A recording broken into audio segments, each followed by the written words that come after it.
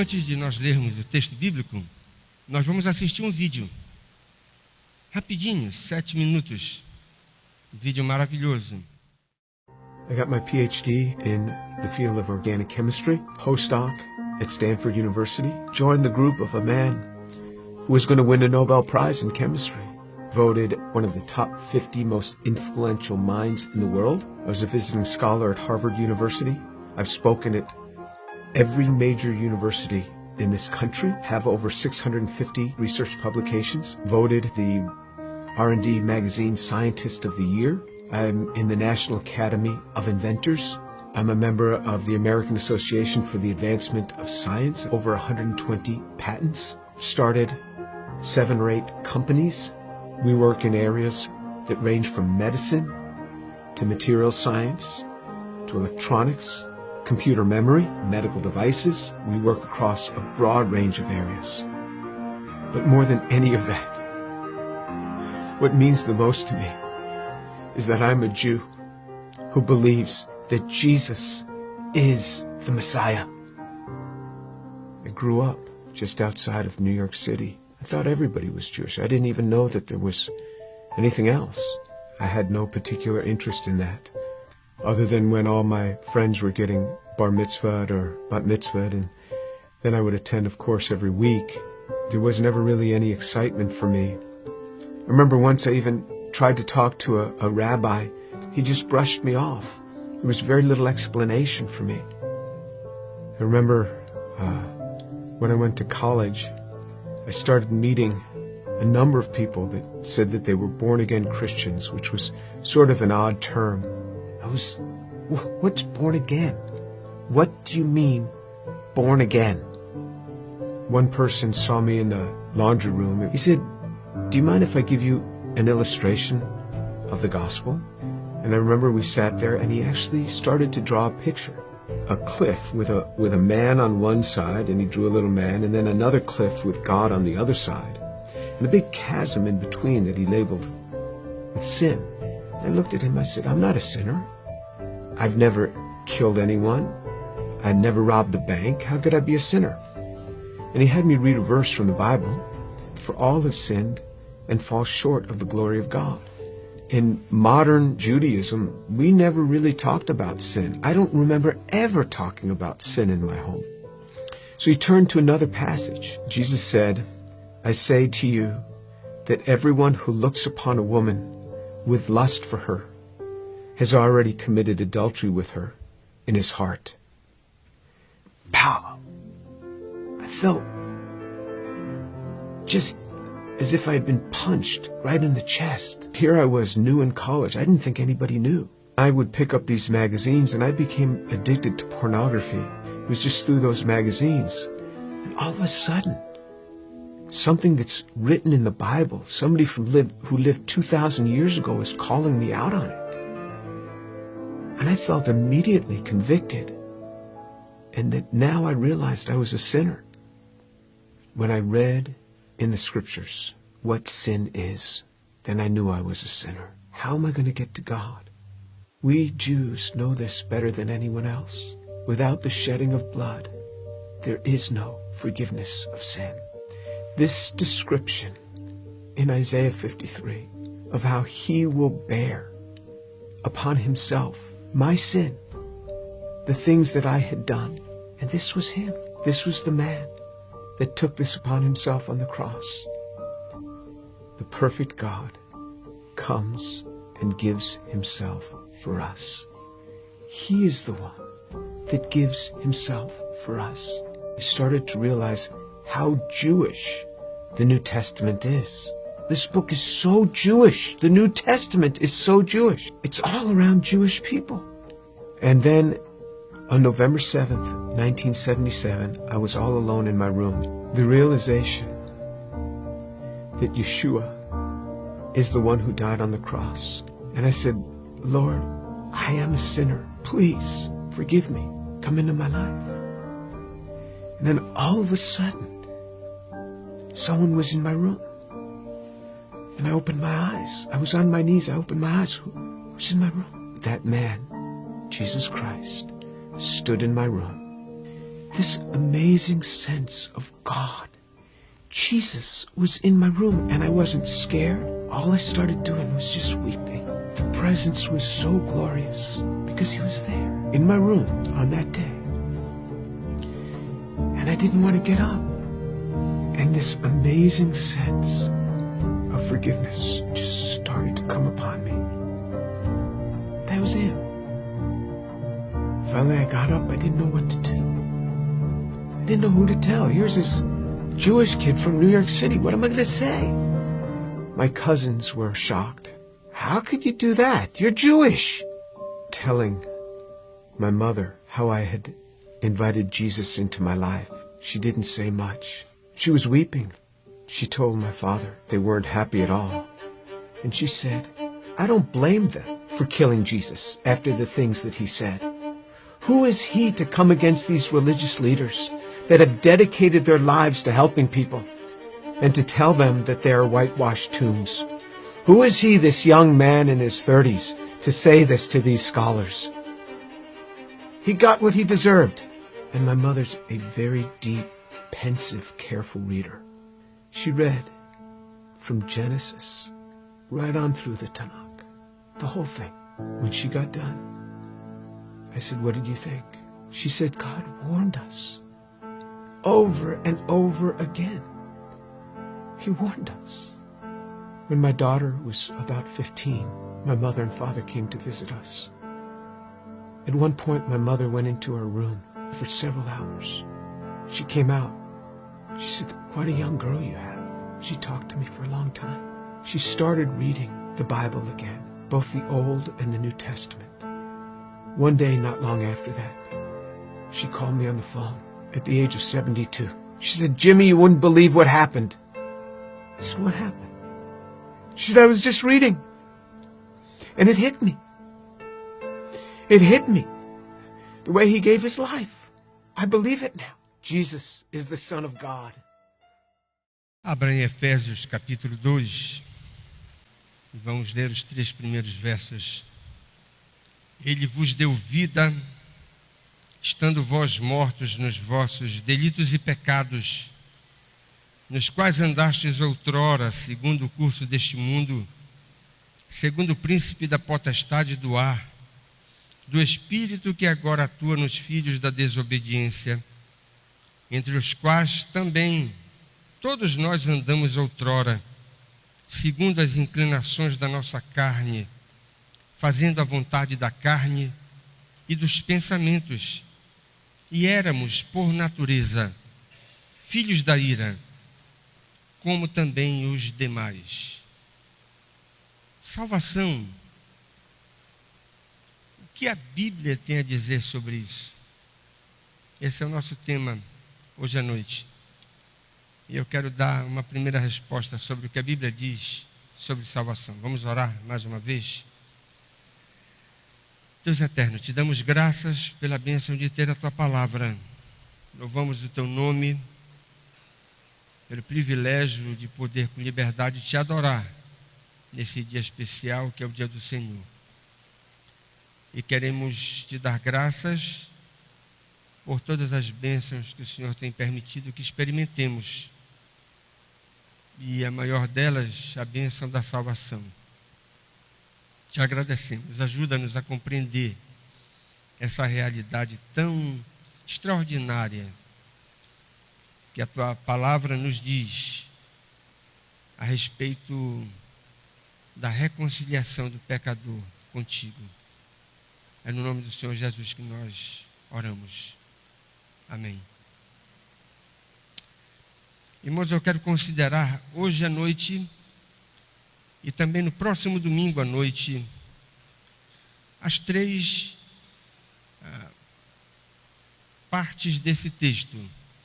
Eu só li a primeira parte, o texto que vai do verso 1 até o verso de número 10, que se divide de forma muito simples em 3 porções, nos dizendo alguma coisa sobre o que significa salvação, qual é o conceito que nós temos nas Escrituras sobre salvação.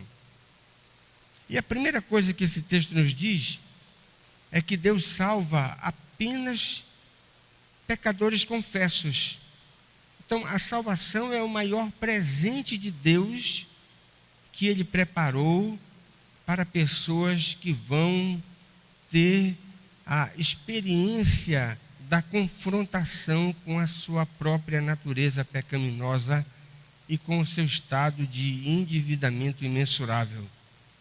Em simples palavras, nós podemos dizer que essa é a condição de todo homem não regenerado. E eu quero começar olhando para esse texto, pensando num conceito que atrapalha todos os homens de abraçar Jesus Cristo como o seu único e suficiente Salvador. Que não é uma coisa apenas dos nossos dias, na verdade foi o principal problema que fez Jesus bater de frente com os judeus da sua época. Presta atenção que no testemunho desse homem, quando ele começou a ser confrontado por aqueles colegas de faculdade crentes, quando os colegas disseram, olha, você é um pecador. Ele disse, mas como é que eu sou um pecador? Eu nunca matei ninguém, eu nunca assaltei um banco. E as pessoas têm essa ideia de que ser pecador simplesmente é ter cometido aqueles pecados mais grosseiros que nós poderíamos colocar numa lista para classificar os homens mais imprestáveis da face da terra. Mas preste atenção, a justiça própria que você pode observar sendo sustentada por todos aqueles que ainda estão nas trevas, ela se fundamenta em dois terríveis equívocos, que é a ficção do mérito, a ideia de que a pessoa, o ser humano, nasce com um coração bom, inclinado para o bem, para aquilo que é virtuoso. E a ilusão do crédito, a falsa expectativa de um saldo favorável na contabilidade entre boas obras versus pecado. As pessoas imaginam que em qualquer momento da vida, ou principalmente no apagar das luzes, quando alguém estiver terminando a sua existência aqui nesse mundo, Deus vai fazer uma espécie de contabilidade para classificar os homens, levando-os para o inferno ou condenando-os ao inferno ou levando-os para o céu. Mas essas duas coisas são ficções, não passam de ilusões. Como o próprio vídeo disse, aquele homem foi confrontado quando um colega crente seu disse, olha, pois todos pecaram e carecem da glória de Deus. E eu quero mencionar Isaías 64:6, abra sua Bíblia, por favor. Um texto muito precioso para nós pensarmos no que significa ou no que significam as nossas obras diante de Deus. Isaías 64:6 diz, mas todos nós somos como um imundo, e as nossas justiças como o trapo da imundícia. Todos nós murchamos como a folha, e as nossas iniquidades como o vento nos arrebatam. Olha que coisa dura que diz o profeta. Todas as nossas justiças, ou seja, todas as nossas obras, e as melhores que você possa imaginar, do ponto de vista divino, diz o profeta, são como os trapos da imundícia. Provavelmente você não sabe o que significa essa expressão. Vou pedir que você não se ofenda. Mas eu vou dizer com todas as letras o que é que o profeta está dizendo aqui. Se você quer um conceito do que significa as suas obras, do ponto de vista divino, todas as nossas obras, as melhores. Sabe o que é que significa essa expressão aqui? Trapos da imundícia. Era o absorvente feminino da época.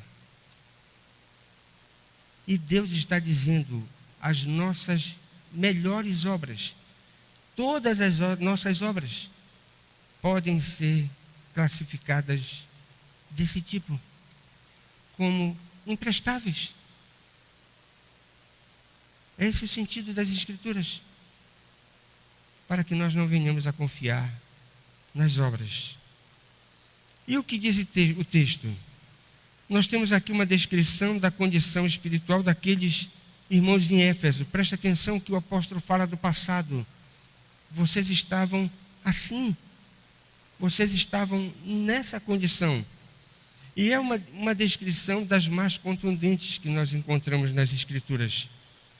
Mas essa descrição não é simplesmente uma descrição que Paulo está fazendo daqueles crentes de Éfeso que se converteram e que antes de se converter viviam uma vida na mais absurda marginalidade. Eles eram os pecadores mais grosseiros da face da terra naqueles dias. Não.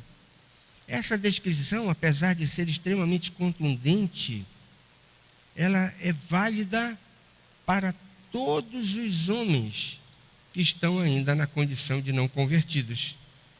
E o apóstolo Paulo diz 3 coisas extremamente importantes para que nós venhamos a compreender a nossa própria condição. Ele diz que aqueles irmãos lá de Éfeso, assim como todo homem não regenerado, né, todos os homens ainda sem conversão, eles estão mortos em seus delitos e pecados. E preste atenção, o apóstolo Paulo aqui não está enfeitando o texto, não está usando de recurso literário e palavras sinônimas aqui, delitos e pecados, porque ele pretende florear aquilo que ele está escrevendo para aqueles irmãos. São 2 palavras diferentes para que a gente possa entender. Delitos significa transgressão ativa e consciente dos padrões santos da lei de Deus. Transgressão ativa e consciente. Nós transgredimos a lei de Deus e fazemos isso de forma objetiva, tendo consciência de que estamos transgredindo a lei de Deus. Esse é o sentido essencial dessa palavra delito.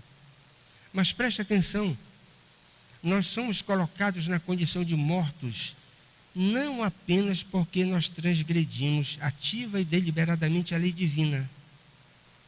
Nós estamos mortos do ponto de vista espiritual, apesar de vivos do ponto de vista biológico, porque nós pecamos.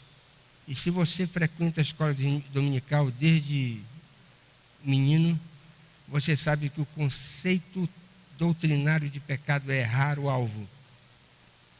Significa dizer, na condição de mortos, nós deixamos de atingir os elevadíssimos padrões que Deus tem estabelecido na sua palavra para que possamos alcançar.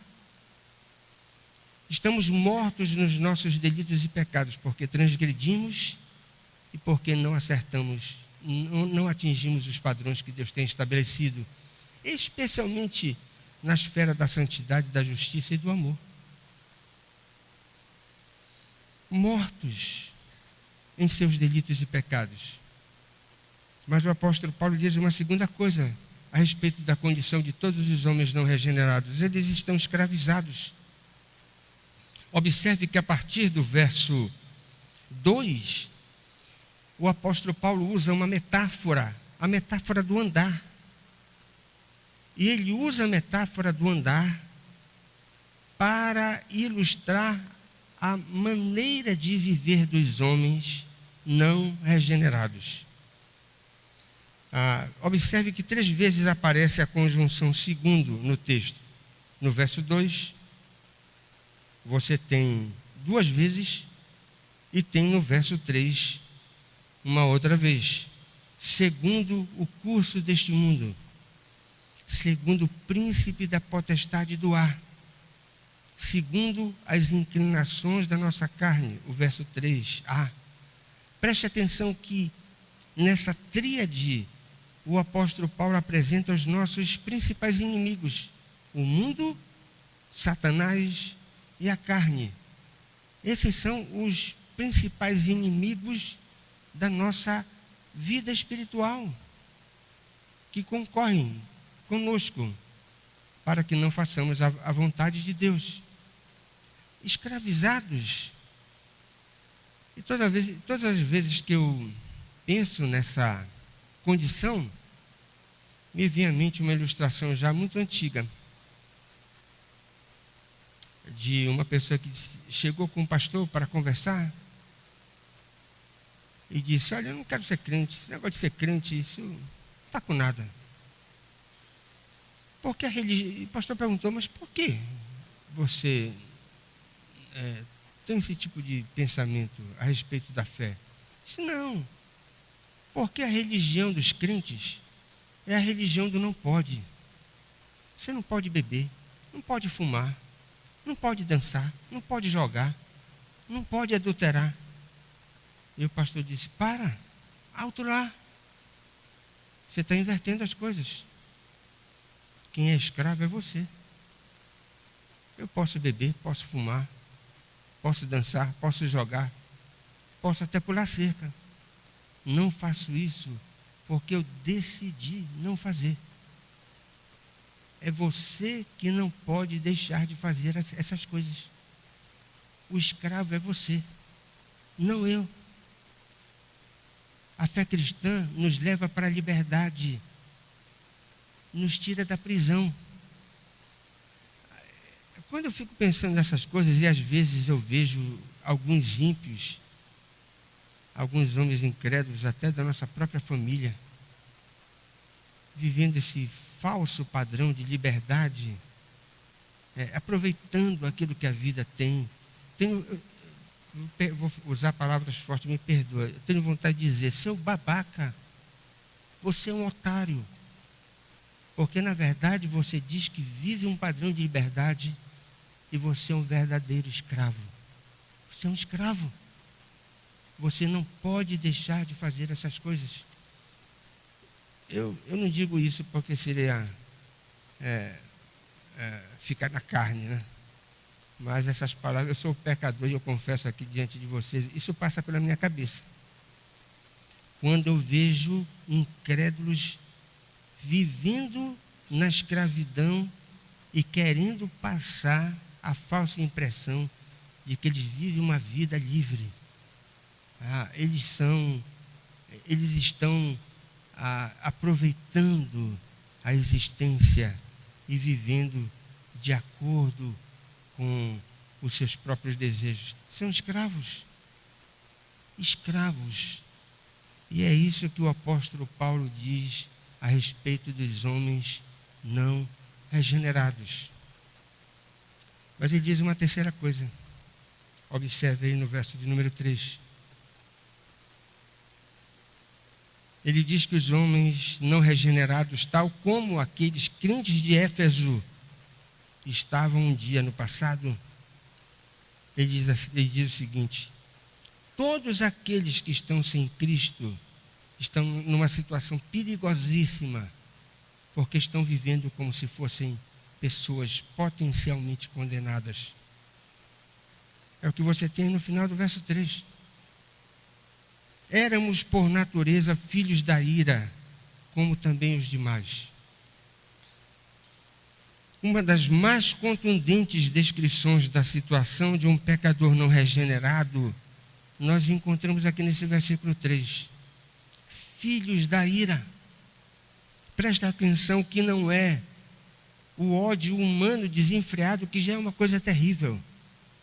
Ainda que seja de uma só pessoa. Quando nós experimentamos o ódio desenfreado de alguém, isso é avassalador. Mas nós não estamos falando disso, de ódio humano desenfreado e frequentemente contaminado. Nós estamos falando da santa ira de Deus.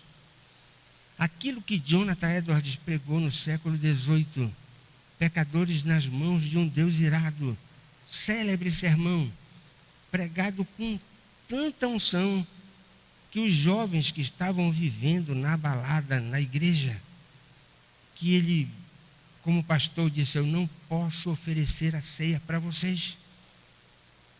E não deu a ceia para esses jovens. E preparou um sermão para pregar para eles, dizendo: vocês estão andando na beira do precipício. Os canhões da ira de Deus estão voltados para vocês.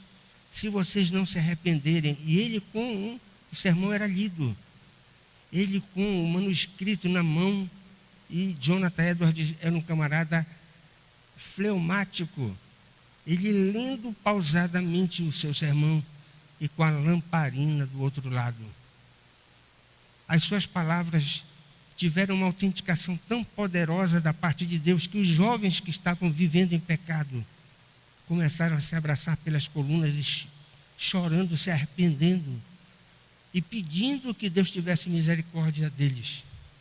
E o texto que Jonathan Edwards usou era aquele texto lá de Deuteronômio: a vida de vocês está por um fio. Vocês estão prestes a cair no abismo se vocês não se arrependerem. Vocês são filhos da ira, dizia Jonathan Edwards. E Deus abençoou aquele sermão e fez com que aqueles jovens se convertessem. É precisamente isso que o apóstolo Paulo diz aqui. Aqueles que estão sem Cristo estão numa condição perigosíssima, potencialmente condenados. Por que potencialmente? Porque podem se arrepender, podem sair dessa condição. Mas, irmãos, tem um detalhe aqui nesse texto que é de uma preciosidade impressionante. Eu vou ler o versículo 3 novamente, peço que você acompanhe na sua Bíblia. Entre os quais também todos nós andamos outrora, segundo as inclinações da nossa carne, fazendo a vontade da carne e dos pensamentos. E éramos filhos da ira, como também os demais.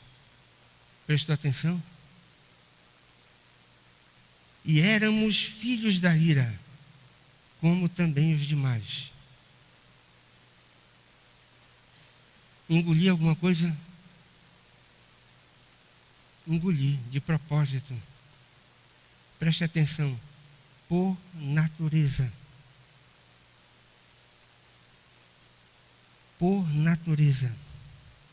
Potencialmente condenados. Preste atenção nisso, entenda isso. Sem que você tenha cometido um só pecado. Todos os homens nascem nessa condição de potencialmente condenados, sem precisarem ter feito qualquer coisa que venha a desagradar a Deus. Os homens são pecadores, mortos nos seus delitos e pecados, estão escravizados, são filhos da ira, não porque fizeram alguma coisa ou porque deixaram de fazer alguma coisa. São filhos da ira por natureza. Como diz na linguagem de Romanos, já nascem com veneno instilado nos seus corações. Por natureza, filhos da ira. Aí vem aquele trocadilho que você deve gravar, para que você possa entender isso. Eu não sou pecador porque peco. Eu peco porque sou pecador. É a minha natureza corrompida que me faz pecar. É o que diz o apóstolo Paulo aqui. E a pergunta hoje à noite para todos nós é simplesmente uma. Você já foi levado à convicção dos seus próprios pecados, que você é um pecador? Lembra do vídeo? Quando aquele gênio na universidade foi confrontado por um crente, e ele citou o texto lá de Mateus, do Sermão do Monte: aquele que olhar para uma mulher com coração impuro já adulterou com ela. Ele, foi, na verdade, uma bordoada no mais profundo da sua alma. Quem é que sabia naquela universidade que eles tinham revistas pornográficas e que se alimentava daquilo? Aquilo foi como um choque no seu íntimo. E era Deus que o estava chamando para que ele pudesse se arrepender dos seus pecados. E ao reconhecer-se pecador, pudesse ter os seus olhos desvendados para a realidade de que Jesus Cristo era o Messias, o Messias que o visitou de forma espetacular no quarto. Deve ter sido uma experiência maravilhosa, né? Maravilhosa. Jesus o visitou para que ele pudesse ser quebrado, entregar a sua vida. E aos 72 anos, a sua mãe também entregou a vida a Cristo. Não sei qual é a sua história, mas talvez você precise fazer uma decisão para que Jesus Cristo seja Senhor e Salvador da sua vida. Eu espero que você não perca tempo e faça isso o mais rapidamente possível. Vamos ficar em pé e vamos orar. Deus eterno, nós te louvamos, te agradecemos pela bênção de ter a tua palavra para a nossa instrução. Ajuda-nos a compreendê-la a cada dia e que a tua palavra produza nas nossas vidas os efeitos para os quais ela tem sido designada. Aqueles que já são crentes, que possam ser santificados, e aqueles que ainda não podem dizer que passaram por uma experiência genuína de conversão, que possam ser alcançados pela tua graça. Assim como o Senhor trouxe arrependimento e fé à vida desse Senhor, de quem ouvimos o seu testemunho nesta noite, que essa experiência também possa ser concedida àqueles que ainda precisam passar por isso, se arrepender e crer naquilo que a tua palavra tem para nos desafiar. Nos abençoa agora quando vamos participar da ceia. Dá-nos um coração contrito, recebe a nossa confissão, a confissão dos nossos pecados que cometemos através de pensamentos impróprios, palavras que não deveriam ser pronunciadas, ações que desagradaram o teu coração. E até como cantamos hoje à noite, Senhor, os nossos pecados ocultos, aqueles pecados que a nossa consciência não conseguiu detectar por ser falha. Lava-nos com o teu precioso sangue. Nos abençoa para que possamos perseguir a tua vontade e ter aquela compulsão irresistível para fazer aquilo que te agrada. E é no nome do Senhor Jesus que nós choramos. Amém.